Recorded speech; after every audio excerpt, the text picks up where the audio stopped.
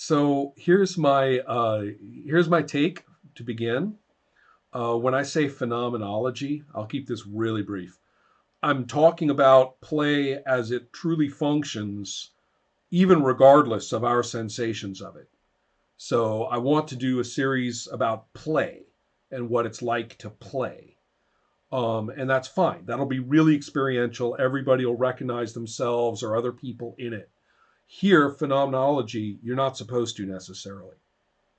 It's like talking about metabolism when you're a living thing. You can't feel your own metabolism. You can only feel your physiology.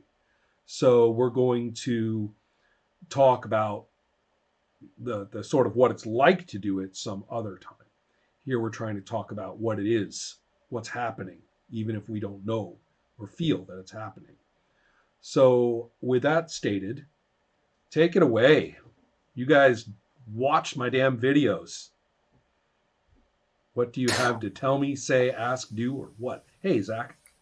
So, I just for your maximum value out of this Monday lab, would you mind giving us a little bit more of what you would find useful from our feedback on these videos for making the next set of videos, rather than all of it just kind of going off on what we want to talk about necessarily?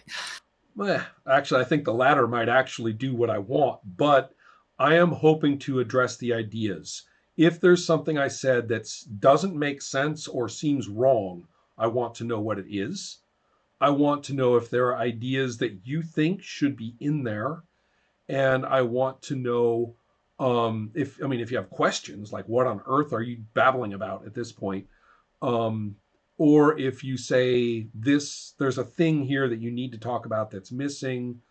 There's a thing I wonder about. Is this part of phenomenology? What should it, what's going on in it? What should it be? Um, so those are the goals. So let's please begin. Whoever has things to say, ask, do, tell, or berate. Claudio, what a surprise. Yeah, I'm always a talky guy, so whatever. But um, so for me, I've read also all of the old theory posts. Well, not all of them, but a lot of them. And this feels like, well, first of all, to answer your question, I didn't find anything that I find wrong or that doesn't coincide or doesn't adhere to my idea of how role playing works. So that's good, and it feels, compared to your older writings, or your older, well, it's still the same theory, I guess, but it's like an older version of it. It feels like it's a little bit more focused on the here and now, and I find that incredibly positive. Incredibly positive.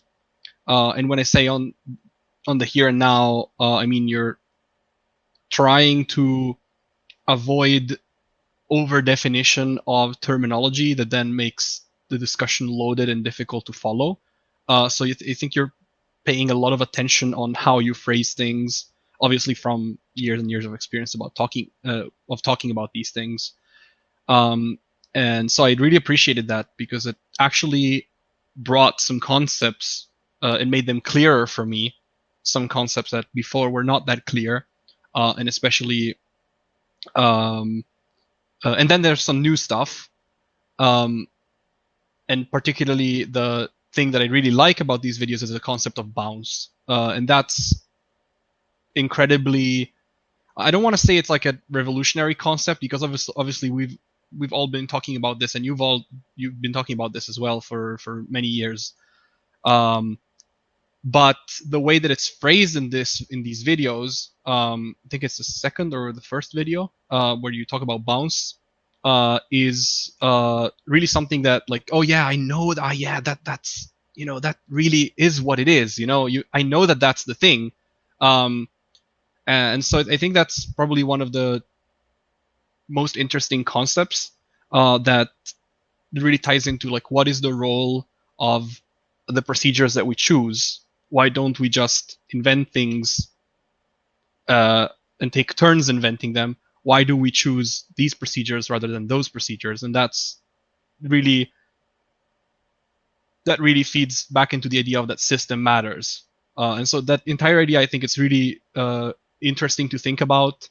I loved it. I still like thinking about it, and it just frames um, it frames the idea of why do we organize our play in such a manner, really forward, and that's why I like it.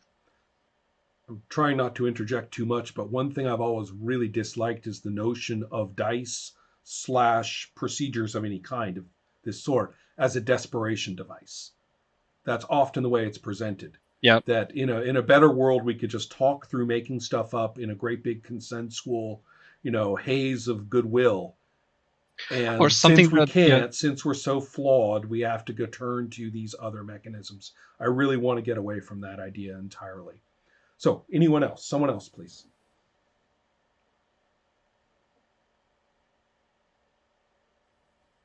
I had a thought about rules. In Guts and Garters, there's a section where I'm assuming people can hear me. Yeah, I hear you great. Yes. Hallelujah. There's a section where we've built toward the use of the word rules in a way that is commonly understood. It gets repeated several times. And then we have a twist, which is a nice pedagogical tool saying, but let's redefine the use of the word rules, which I really appreciated. It really resonated with me.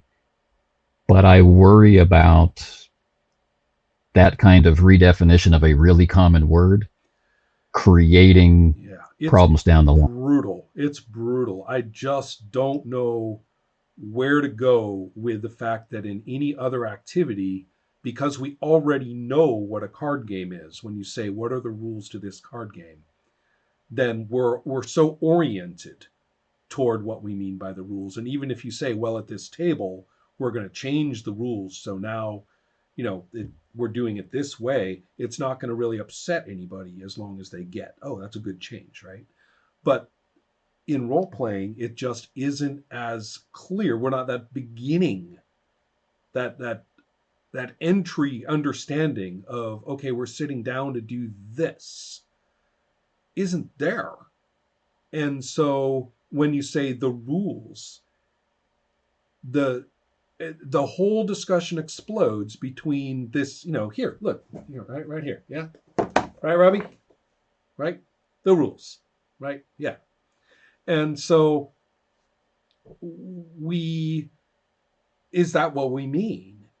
And I guess I'm kind of hoping that when I do that play video series, when I'm talking about what it's like to play, maybe that concept fits in better there.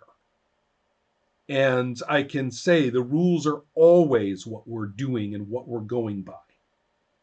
And then there are these texts, right? And the history of it is such that any given table and any given text is going to have the text is going to have a unique relationship to the rules. It's not going to be like the card games. And that's just something that's fundamental to play as it stands today. And maybe it's better, maybe it belongs better in that video because we're talking about the personal engagement. And then maybe in phenomenology, I can just say, okay, the procedures that are used, case closed, and get out of there, not have to use the word rules. That might be wise. Yeah. Well, I think that... Wait, Helma's up.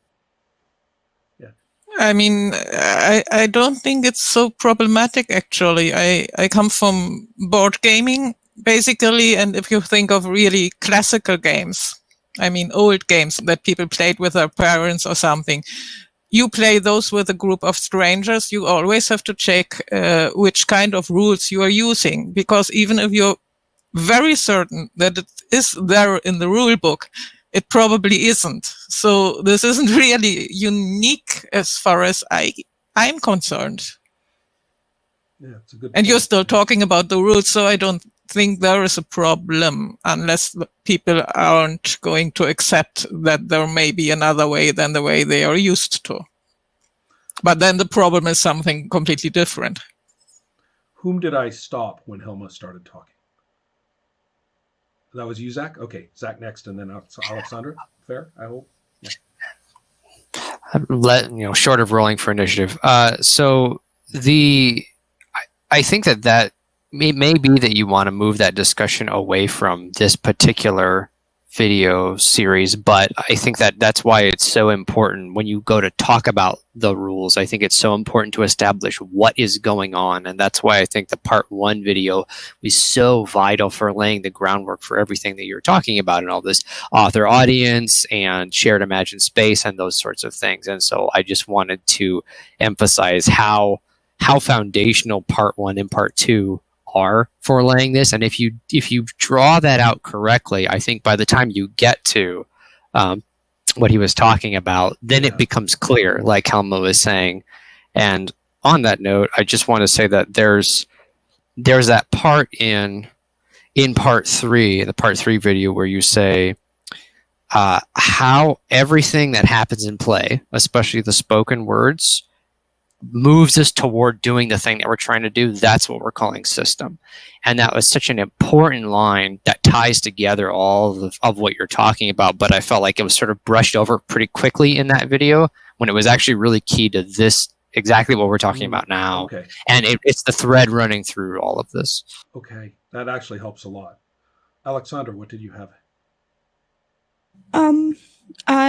I had a thought at what Helma said.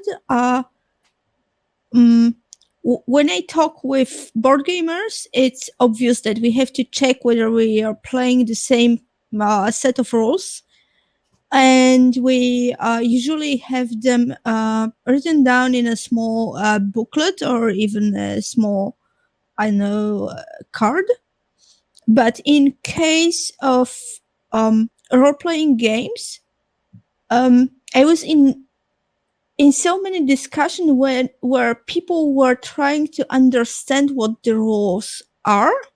What I mean is, for some people, the rule was if you want to hit someone, roll d20 and add a modifier. For almost for very little of people, procedures by what mean who's allowed to talk or who's allowed to say what happened. Sometimes it was seen as a rule, but not always, and almost never the setting where the adventure or the things happen were considered as a rule. Like almost never. So in this case, it's kind of not obvious. I know why. Yeah. So Claudio. Yeah, very short. I just had a conversation a couple days ago that really brings this problem out in the open. Of acquaintance of mine was saying that popular retro clone, Old School Essentials, he was saying it's basically BX D&D. Like he was saying it's a equivalent to BX D&D and the rules are identical.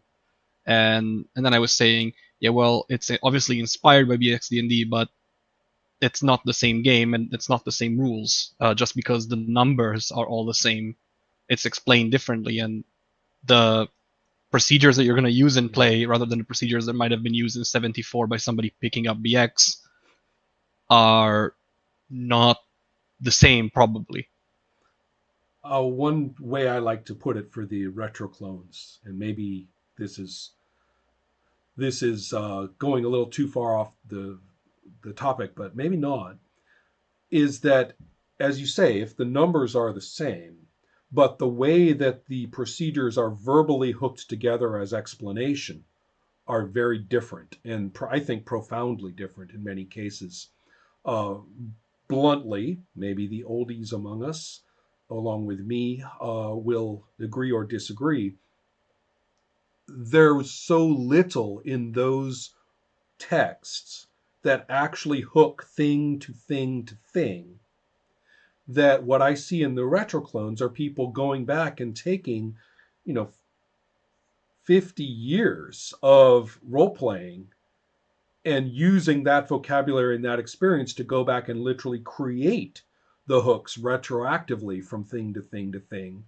And then they're claiming in the frenzied euphoria of OSR writing that they are simply revealing and discovering what was there.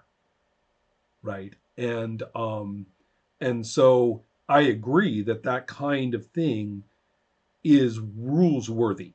But we're at that point we're starting to talk about the pedagogy of a text, right? And so therefore I tend to say, okay, whoa, we're trying not to talk about texts here, right? And so let's move that over into some discussion or video later about role playing as textual pedagogy.